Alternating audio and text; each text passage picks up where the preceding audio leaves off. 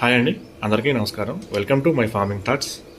ఈ రోజు నేను మా బ్రదర్ వాళ్ళ ఫిష్ ఫామ్ దగ్గరికి వచ్చాను. ఇది మన నాటుకోళ్ల ఫామ్ పక్కనే ఉంటుంది. ఇది 2 years బ్యాక్ స్టార్ట్ చేశారు.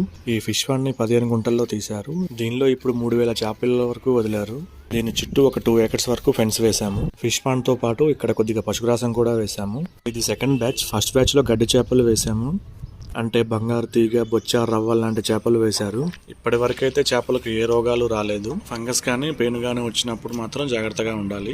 ఫస్ట్ బ్యాచ్ సేల్స్ లో జస్ట్ బ్రేక్ ఈవెన్ వచ్చింది. సెకండ్ టైం ఇప్పుడు 3 months అవుతుంది. చేప పిల్ల ఒక 1/2 kg వరకు ఉండొచ్చు. పక్కన కనిపిస్తున్న చిన్న పంట రీసెంట్ గా తీశారు. ఇది కొరమీను చేపల కోసం.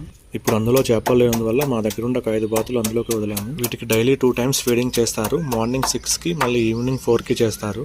ఎప్పుడు ఫిష్ ఫీడింగే కాకుండా ఇలా అప్పుడప్పుడు సొప్ప కూడా వేస్తారు. దీన్ని ఇలా చిన్నగా కట్ చేసి వేయాలి. దీన్ని చేపలు చాలా ఇష్టంగా తింటాయి. ఈ రోజు మార్నింగ్ చాలా క్లౌడీగా ఉండడం వల్ల చేపలు సరిగ్గా కనిపించడం లేదు. ఇలా చేపలు వేసి 3 months అవటం వల్ల వాటి పెంపకంలో ఎలాంటి జాగ్రత్తలు తీసుకోవాలని ఇలా మధ్యలో చెప్పలేం కదా. నెక్స్ట్ బ్యాచ్ వచ్చినప్పుడు మొదటి రోజు నుండి చెప్తాను. పాండ్ ని ఎలా రెడీ చేసుకోవాలి, ఫిషెస్ ని ఎలా ఎంచుకోవాలి, ఫీడింగ్ సొంతంగా మనం ఎలా తయారు చేసుకోవాలో నెక్స్ట్ వీడియోలో చెప్తాను.